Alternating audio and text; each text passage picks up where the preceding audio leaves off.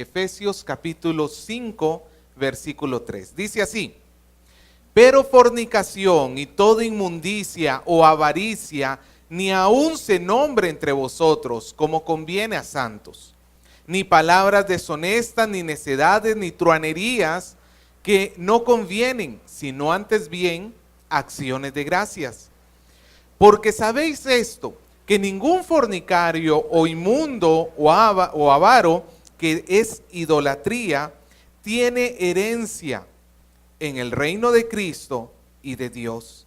Nadie os engañe con palabras vanas, porque por estas cosas viene la ira de Dios sobre los hijos de desobediencia.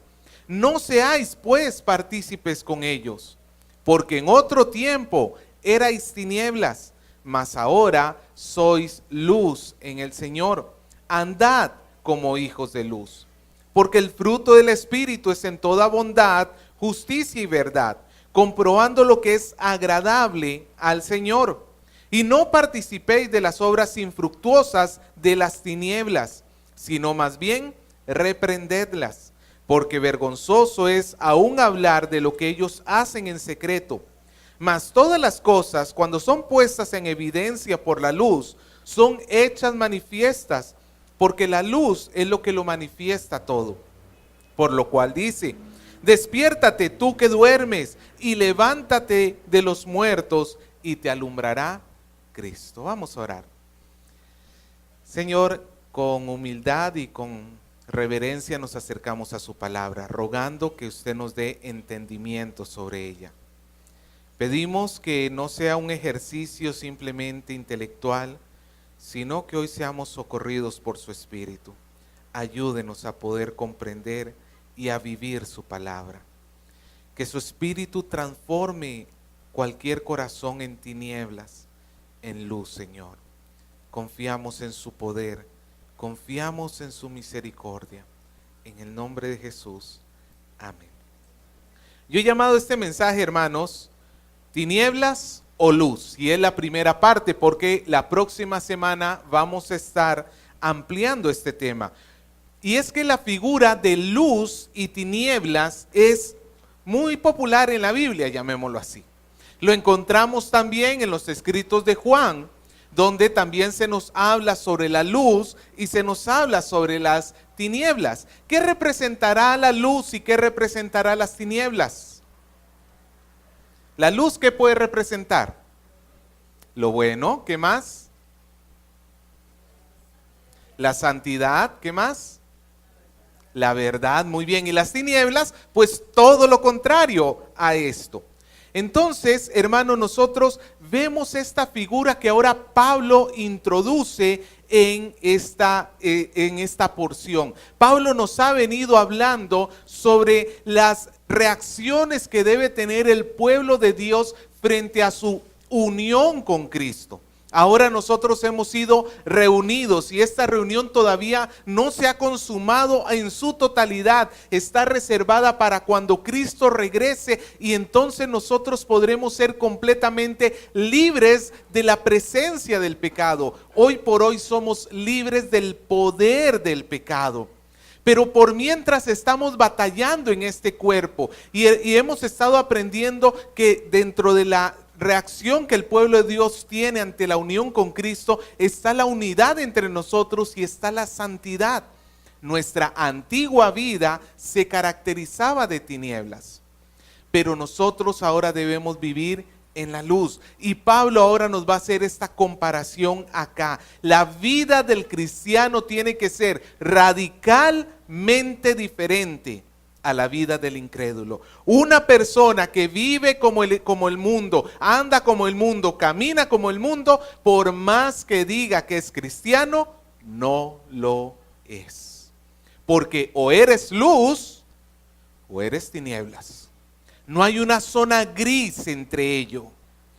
O estás en Cristo o odias a Cristo con todo tu corazón. Así tú tengas una vida religiosa.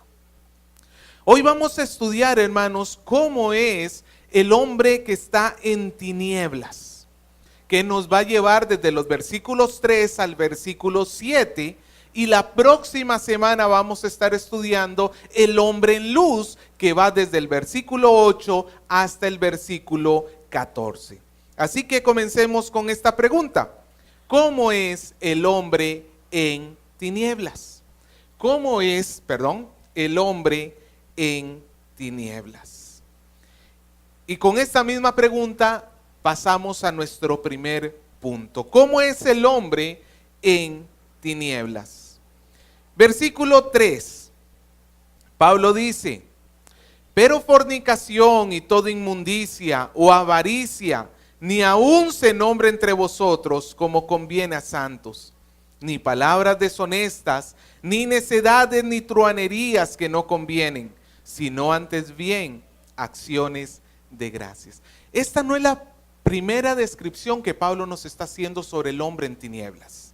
Pablo ya nos ha hecho otras descripciones. Acompáñenme al capítulo 2, versículos 2 y 3.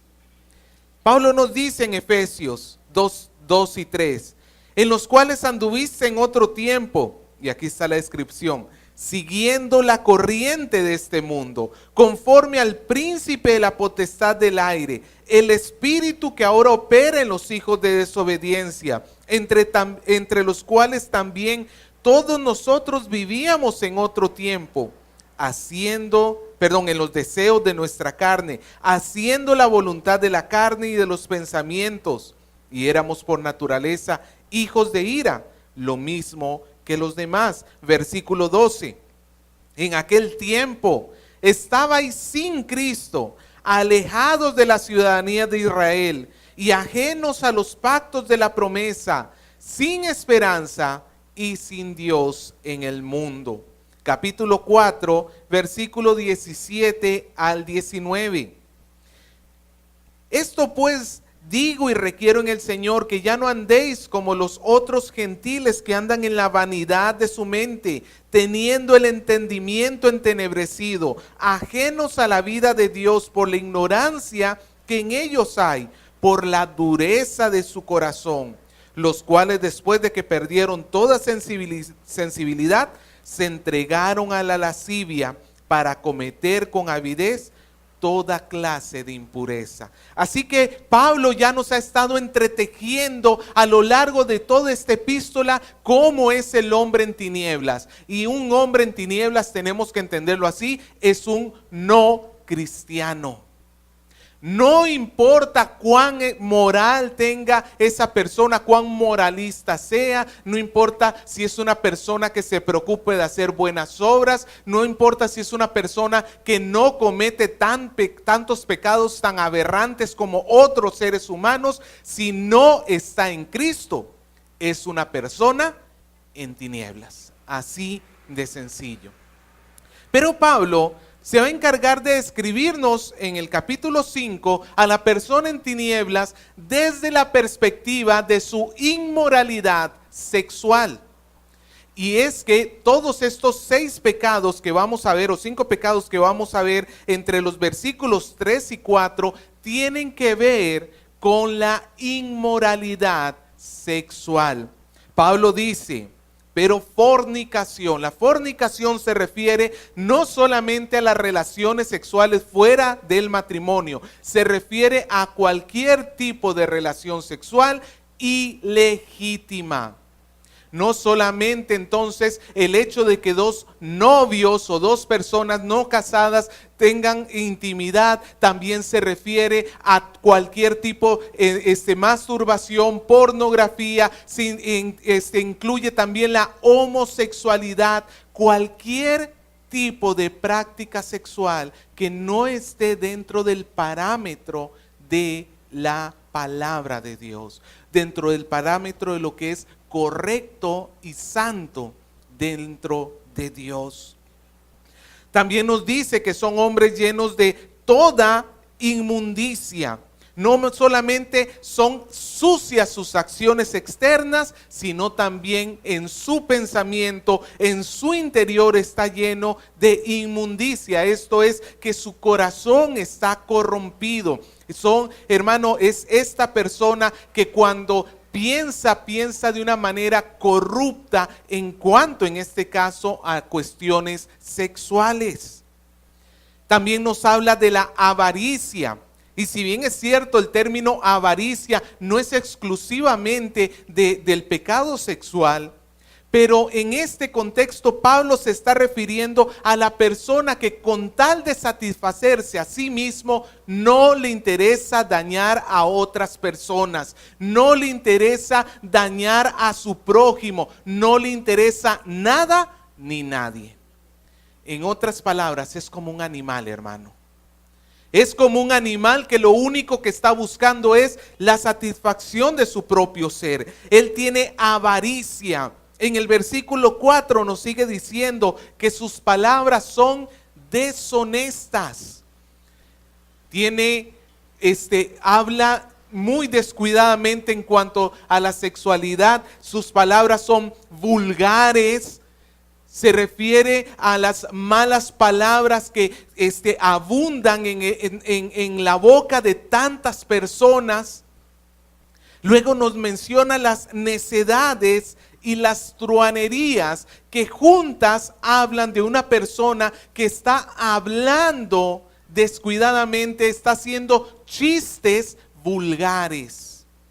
Y es que, hermano, en realidad, si bien es cierto, nosotros estamos en Cristo, pero tenemos que darnos cuenta que necesitamos renovar nuestro entendimiento. ¿A cuántos chistes vulgares estamos expuestos en la sociedad? Lamentablemente, hermano, la televisión nacional no es exactamente un instrumento de edificación de la sociedad. ¿A qué se encarga la televisión en sí mismo? ¿Qué es lo que vemos muchas veces? Chistes vulgares, mujeres mal vestidas, haciendo chistes subidos de tono. Y ese tipo de cosas nos exponemos nosotros y estamos exponiendo a nuestros hijos. Hermano, nosotros tenemos que saber que la depravación sexual es un sello, es una marca característica de una persona en tinieblas. Y alguno dirá, ¿por qué la sexualidad? ¿Por qué Pablo no mencionó, para hablar sobre el hombre en tinieblas, por qué no mencionó el asesinato? ¿O por qué no mencionó la mentira? Creo que, hermano, una de las cosas puede ser que el área sexual es una debilidad común en todo ser humano, de una, de otra manera. Es un área que de una u otra manera todos vamos arrastrando y todos vamos padeciendo. Pero también creo que hay otra razón especial por la cual Pablo le está diciendo a los efesios, el hombre en tinieblas vive en su depravación sexual. ¿Y sabe por qué es? Porque en Éfeso, en la ciudad a la cual Pablo está dirigiendo esta carta, estaba el templo de Artemisa, una de las 7 maravillas del mundo antiguo. Y el templo de Artemisa, de la diosa Artemisa, o también llamada Diana, era un templo gigantesco, hermoso en sí mismo, pero lleno de idolatría, y los que iban a adorar al templo tenían que tener relaciones sexuales con las prostitutas sagradas del templo. En otras palabras, ellos se acercaban a adorar a su dios, a Diana, a su deidad, a través de relaciones sexuales con prostitutas. Y muchas veces incluso eso terminaba en orgías. Entonces, en la cabeza de estas personas, la adoración a Dios y la depravación sexual estaban ligadas y unidas a tal punto que pensaban que estaban haciendo cosas agradables a Dios a través de la depravación sexual. Y hermano, usted dirá, pero nosotros no somos los efesios. Nosotros no vivimos en una sociedad así. Póngase a pensar, ¿cómo es nuestra sociedad? Altamente sexualizada. A los niños ya se les anima a que tengan novio desde los 10, 12 años. A los 8 años ya un niño, una niña ya está viendo programas que no debería estar viendo, ya está queriendo vestirse de formas que no debería estarse vistiendo. Pasamos por la calle, los anuncios que vemos, mujeres mal vestidas, al alcance y a la vista de todo el mundo. En un kiosco de periódico, ¿cuáles son los periódicos que ponen ahí en primera plana a la vista de todo el mundo? No son muchos los periódicos que tenemos que utilizan fotos de mujeres voluptuosas para atraer la mirada de los hombres para generar ventas. Somos una sociedad altamente depravada en cuanto a su sexualidad. Y esto, hermanos, muestra las tinieblas que hay en el corazón. La música. La música es un instrumento poderoso para enseñar. Pero ¿tú te has puesto a pensar qué dice la música que escuchas? Primero quiero hablar a los jovencitos que ahora están en toda esta moda del reggaetón. ¿Te has puesto a pensar en lo que dicen esas canciones? ¿Te has puesto a escuchar con atención lo que dicen esas letras? La inmoralidad sexual ya abierta y sin ningún tipo de censura. Hermano, yo quedé horrorizado cuando escuché esta canción, que seguramente usted la habrá escuchado en algún sitio, que habla de felices los cuatro. ¿Tú te has puesto a escuchar lo que dice? Básicamente es un vivamos sin ningún tipo de compromiso. Yo quiero tener intimidad contigo, pero quiero tener intimidad con otro. Haz tú lo mismo y felices los cuatro. Hermano, eso es expresión de tinieblas. Y tú, que eres mayorcito, que ya no estás en el reggaetón, sino que tu onda es otra, rock, balada, no sé, como la nueva ola. Aún en las letras de muchas canciones que no son reggaetón, están llenas de adulterio, están llenas de fornicación, están llenas de depravación sexual. Y nosotros tenemos que, hermano, tener mucho cuidado con lo que estamos trayendo a nuestros oídos, con lo que estamos trayendo a nuestro interior. Yo te sugiero que hagas este ejercicio esta semana. Agarra todas las canciones que escuches y de verdad fíjate qué es lo que están diciendo. ¿Cuántas hablan de adulterios, fornicaciones, relaciones ilícitas? Hermano, ¿cuánto de nuestras conversaciones, mientras estamos con nuestros amigos, con nuestros compañeros, cuánto de nuestras conversaciones tienen tonos subidos? Son conversaciones, hermano, como dirían, no aptos para menores de 18 años. Conversaciones sucias, palabras deshonestas, truhanerías, chistes vulgares. Todo eso, la Biblia nos muestra que no es otra cosa que la expresión de un corazón lleno de tinieblas. Por eso, si tú hoy te das cuenta que eso es lo que te gusta, te das cuenta que eso es lo normal en tu vida, lo primero que hay que hacer es hacer un examen del corazón y reconocer las tinieblas que hay en nosotros.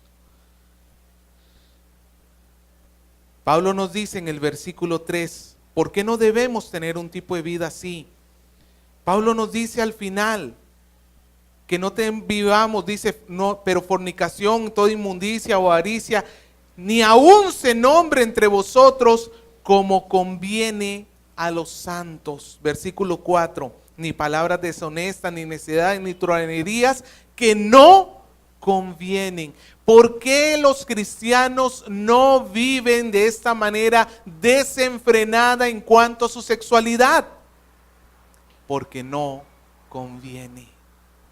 Muchas personas nos critican como creyentes y nos dicen, es que en la iglesia no les dejan hacer, es que en la iglesia les prohíben. Hermano, no es una prohibición, es que no conviene. Pablo diría, todas las cosas me son lícitas, pero no todas convienen. El comportamiento libertino, esta lascivia que tenemos acá representada, no conviene. porque nos va a llevar a manchar. Si somos cristianos, nos va a llevar a manchar la obra, el traje, llamémoslo así, limpio. ¿Se acuerda que habíamos visto semanas anteriores que nos debemos vestir del nuevo hombre? Nos va a llevar a manchar ese traje nuevo que el Señor nos ha dado. Nosotros nos tenemos que alejar de tales acciones. No conviene. No conviene. Nosotros no podemos pretender vivir de esta manera. Si no, también nos dice en el versículo 4, antes bien, ¿qué debemos tener? Versículo 4 al final. En lugar de una vida libertina, ¿cuál es la característica de un hijo de Dios en cuanto a la sexualidad? Acciones de gracias. ¿Qué significa esto, hermanos? Primero, esto implica que el cristiano entiende y reconoce que la sexualidad en sí no es mala. Lo que se está condenando acá no es toda práctica sexual, no. Lo que se está condenando acá es el libertinaje sexual. Pero el cristiano reconoce que la sexualidad es un don dado por Dios. Y este don está dado para el gozo, el disfrute, la reproducción humana dentro de los parámetros que el Señor ha establecido. Es un don que tiene que ser hecho con responsabilidad. Y por eso, jovencitos que están acá, por eso es que todavía no conviene que ustedes se expongan a este tipo de cosas. Porque ustedes todavía no tienen la mente madura que se necesita para comenzar una relación. Muchos hogares, aún en medio de nosotros, vivimos en medio de hogares destruidos porque cuando se comenzó a tener relaciones sexuales no se tenía la madurez suficiente y no se creó el compromiso que se necesita para llevar una relación íntima con otra persona. Si todavía muchos adultos que podemos estar acá no tuvimos la madurez para poder enfrentar un don tan hermoso pero tan delicado como es la sexualidad, ¿tú crees que tu hijo de 12, 13, 14 años va a tener esa madurez? ¿Tú crees que un jovencito de 15, 16 años va a poder enfrentar esto con madurez? ¿Va a poder llevar el don por buen camino? No, hermano, no. Pero Dios ha dado la sexualidad al hombre para que la ejerza cuando sea el momento correcto, cuando llegue la madurez, cuando se case y cuando tenga un compromiso verdadero y sincero con una única persona. Allí entonces la sexualidad se vuelve un don de Dios por la cual nosotros estamos llamados a dar gracias. Si tú has pensado que la sexualidad de todo es mala, como muchas veces piensan los cristianos, que no, eso no se tiene que nombrar, no se tiene que mencionar, eso es asqueroso, no, hermano, dentro del matrimonio nos dice Pedro que el hecho es santo, es sin mancilla, o es santo el hecho sin mancilla. Cuando el matrimonio es hecho, es consumado dentro de los parámetros de Dios, es un don divino. Por lo cual nosotros tenemos que levantar acciones de gracias. Esa es la perspectiva correcta de la sexualidad en el cristianismo. Es un don de Dios, por lo cual hay que darle gracias. No es para el libertinaje, es para la íntima comunión entre un hombre y una mujer. Comunión que Pablo más adelante se va a encargar de mostrarnos que va a llegar a más allá de simplemente sexualidad. Es una comunión en todas las áreas de su vida. Eso es lo que Dios espera de nosotros.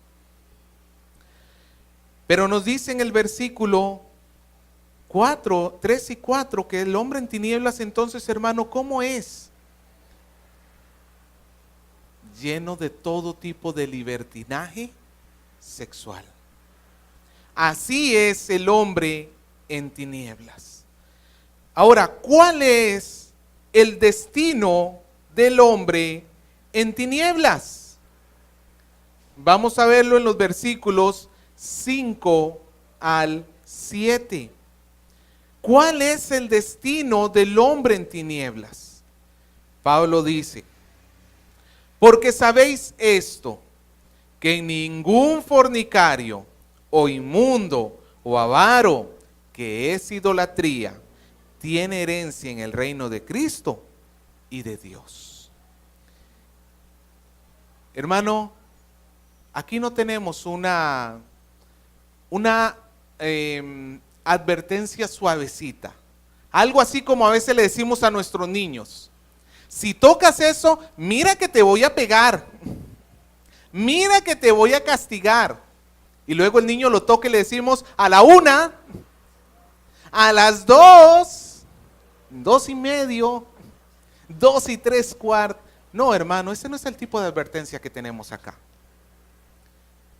Dios no se anda con rodeos. Dios está diciéndonos acá que el hombre que habita en las tinieblas, el hombre que vive en la depravación de su propio ser, no tiene herencia en el reino de Cristo ni de Dios. Pero antes de ver esa consecuencia, quiero que observe que Pablo hace una liga entre la persona que es fornicaria, inmundicia, y dice, o avaricia, y dice que es idolatría. Pablo está diciendo que la avaricia, ¿qué es? Idolatría.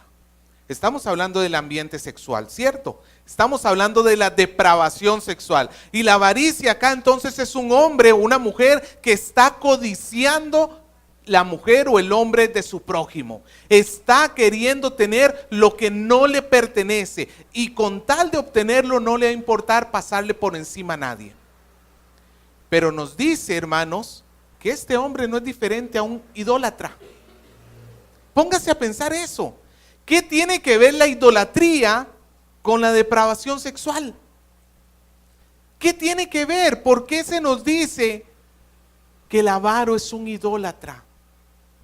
Bueno, porque en el fondo ambos están cometiendo exactamente el mismo pecado. ¿Quién es un idólatra? ¿Ah?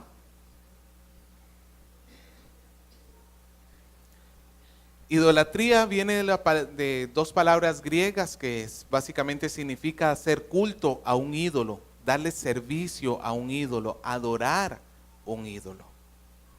Y cuando nosotros pensamos en idolatría, obviamente pues pensamos en una persona que se está postrando delante de alguna imagen, delante de algún ser que él mismo ha creado con su mano. Puede ser un santo, puede ser un Buda, puede ser pero también incluye otras cosas. Por ejemplo, es una persona que adora el dinero, que le gusta vivir para sí mismo y ha hecho de sí mismo un Dios.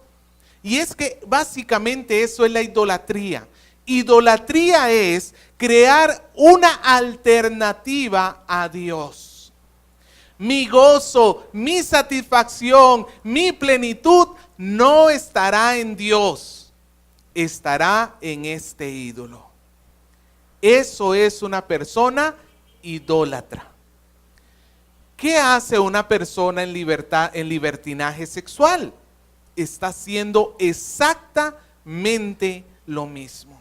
Está creándose una alternativa a Dios. Señor, tú has creado el matrimonio, tú has creado a la mujer para que yo viva con ella en santidad dentro de la pureza del matrimonio. Pues no quiero hacer esto, voy a hacer mi propio camino hacia lo que yo creo que me va a traer felicidad y satisfacción.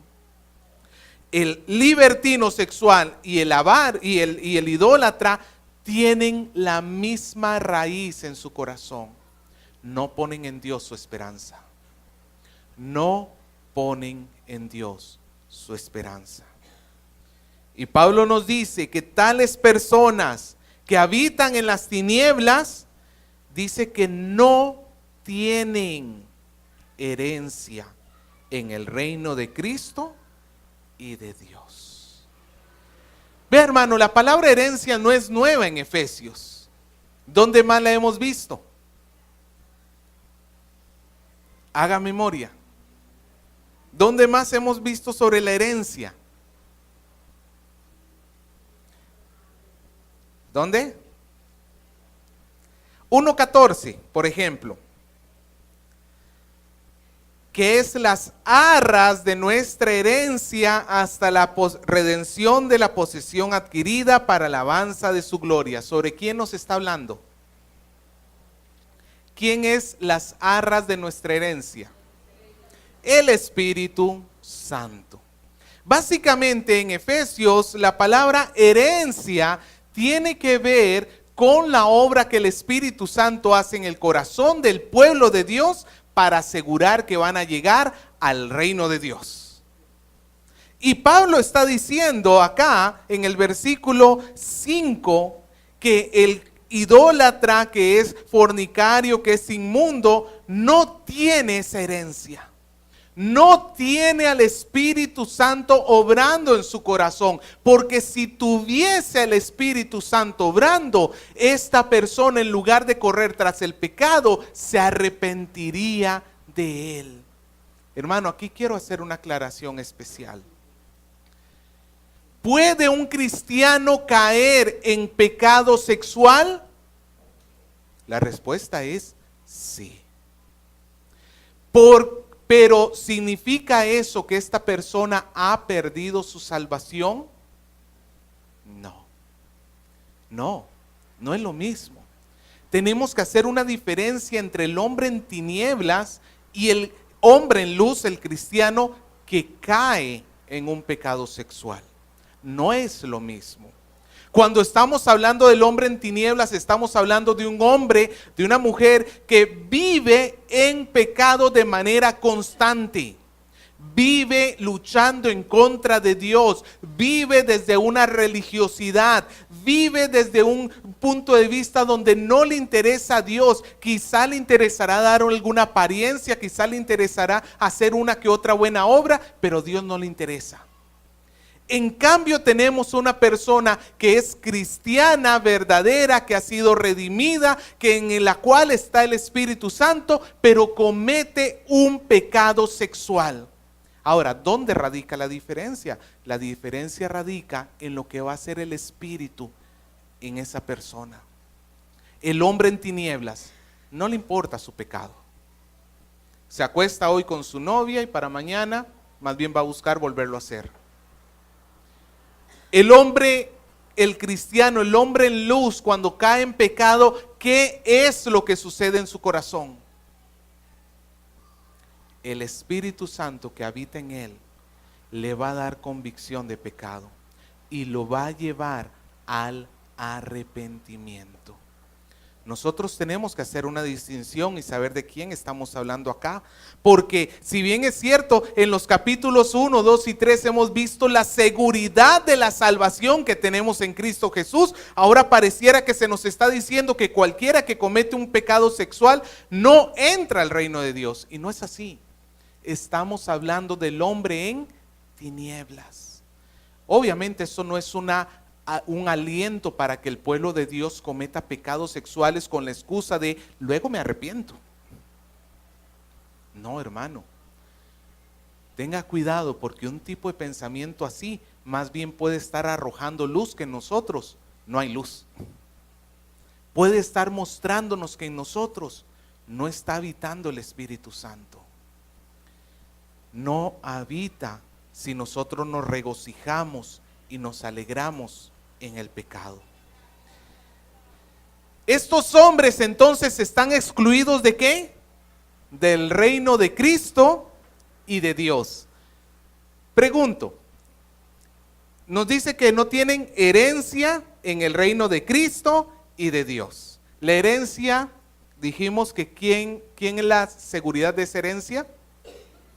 El Espíritu Santo. ¿Y el reino de quién es? De Cristo y de Dios. Ve, hay una referencia trinitaria. La herencia que nos la asegura el Espíritu, el reino que es de Cristo y de Dios. Que dicho sea de paso, aquí se está igualando a Cristo con Dios. Hermano, ¿cuántos quieren entrar al reino de Dios? Pocas personas en realidad se conocen que levantara la mano y dijera, yo me quiero ir al infierno.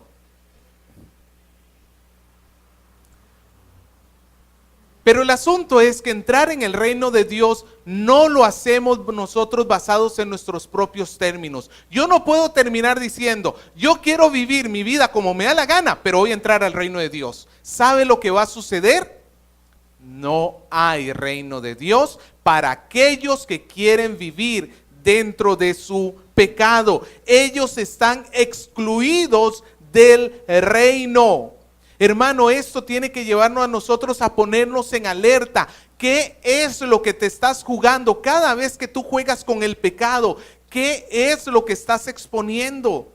¿Tú crees que es una broma? ¿Tú crees que Dios al final del tiempo te va a decir, bueno, ya era broma todo eso que dije de condenación, ven, entra? No, hermano, Dios no cambia. Si Dios prometió que no habría reino para el hombre en tinieblas, ¿sabe lo que va a suceder?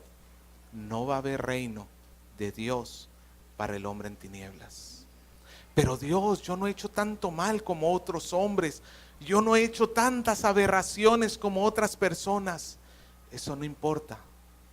Porque el asunto es que en tu corazón mora las tinieblas. Y nada inmundo, nos dice en Apocalipsis, va a entrar en su reino. Por tanto, solamente tienes una opción. O es Cristo el que te limpia o te quedas fuera del reino. Pero ojalá que nada más eso fuera lo único que sucede. Mira el versículo 6. Pablo sigue diciendo que nadie os engañe con palabras vanas. Al parecer habían falsos maestros alrededor de los efesios diciéndole, vivan la vida como les da la gana. Eso son represiones, eso que la iglesia quiere poner sobre ustedes son mentiras. Vive como te da la gana, vive tu sexualidad como quieras. Pablo dice, esas son palabras vanas. Jovencito, no le creas al mundo. El mundo te hace pensar que vivir sin ningún tipo de trabas, sin ningún tipo de obstáculo en cuanto a la vida sexual, que eso va a ser tu felicidad, es una reverenda mentira. Son palabras vanas, huecas, inútiles, son falsas enseñanzas. Pablo dice que nadie los engañe con este tipo de palabras, porque por estas cosas, por vivir en tinieblas y mostrarlo a través de fornicación, inmundicia, avaricia, por estas cosas, dice Pablo, viene la ira de Dios sobre los hijos de desobediencia. Bueno fuera que se quedaran fuera del reino y allí no más. Bueno fuera que simplemente se les excluyera del reino de Dios y se quedaran fuera como aquellos que se quedan fuera del estadio y no logran entrar. Hermanos, es que el problema está que o estás en el reino para gozo eterno, para felicidad eterna, o estás fuera del reino bajo la ira eterna de Dios. ¿Tú crees que en este mundo has sufrido? ¿Tú crees que en este mundo la has pasado mal? Hermano, este mundo es un paraíso, no importa cuánto tú en tu vida hayas sufrido, este mundo es un paraíso comparado con el infierno. En este mundo tienes momentos de gozo, tienes momentos de felicidad, tienes momentos de descanso, tienes momentos de alegría, tienes hay un Dios que está cuidando de ti. En el infierno no habrá un solo segundo. Por toda la eternidad, escúchame bien, un solo segundo de descanso. No habrá un solo segundo de felicidad, de satisfacción, de alegría. todo lo que habrá será un tormento, un sufrimiento, un dolor a máxima capacidad por cada segundo del día, por todos los días hasta la eternidad.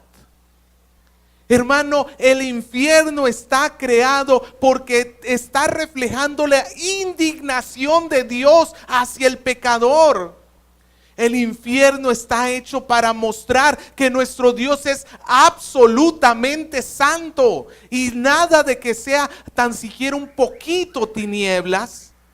Todo lo que tan siquiera hay un poquito de tinieblas va a ser juzgado con la máxima severidad. Tu hijo puede haber nacido en un hogar cristiano. Tú lo puedes estar viendo crecer, puede estar viniendo a la iglesia, pero eso no significa que haya luz en su corazón. A mí me pasó, yo desde los 4 años voy a la escuelita dominical como los niños que están arriba. A los 15 decidí rebelarme contra Dios y a vivir mi vida como me daba la gana. ¿Eso qué significaba? Que nunca fue cristiano. Por la misericordia de Dios llegó el día en que el Señor cambió mis tinieblas en luz.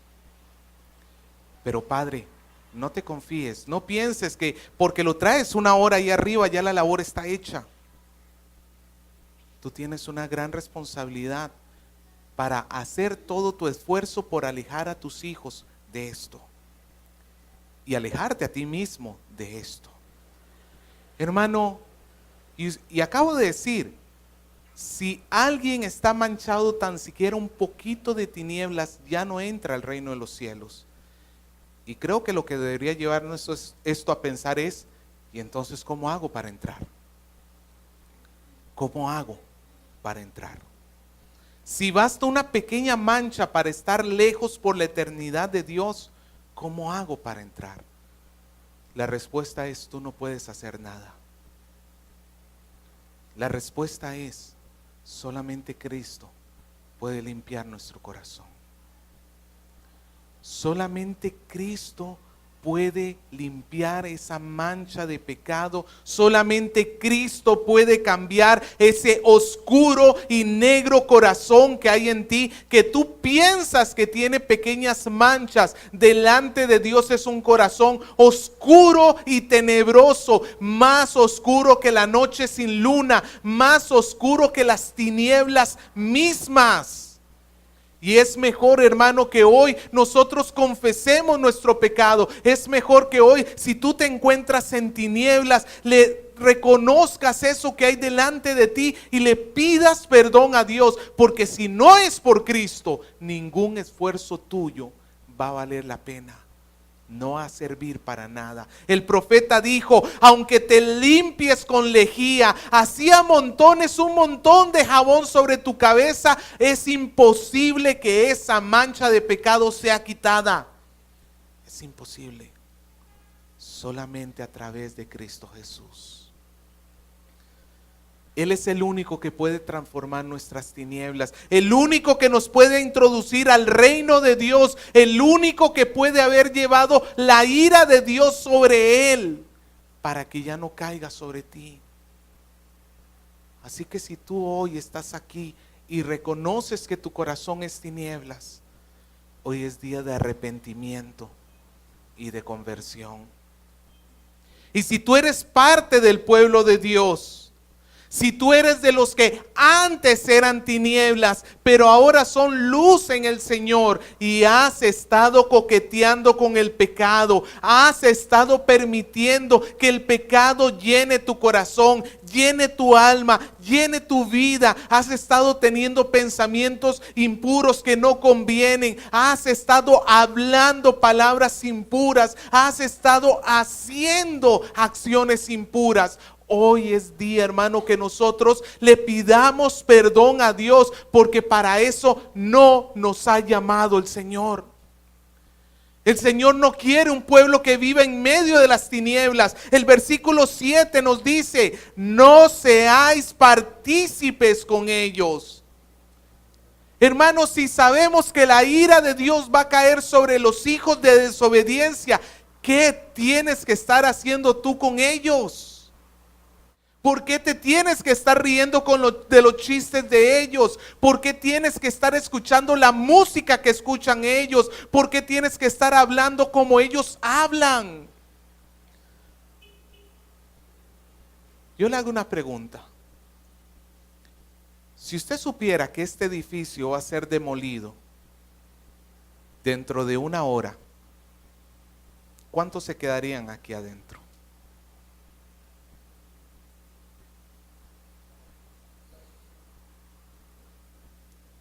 ¿Cuántos se quedarían aquí adentro? Si tú sabes que este edificio va a colapsar y va a caer y todo va a ser derrumbado, ¿para qué te vas a quedar acá? ¿No sería tonto? ¿No sería necio? Si tú sabes que la ira de Dios va a caer sobre el pecado, ¿qué haces en el pecado? Si tú sabes que la ira de Dios va a ser derramada sin ningún tipo de misericordia en el día del juicio final sobre todo hombre que practica lo malo, ¿qué haces tú con ellos?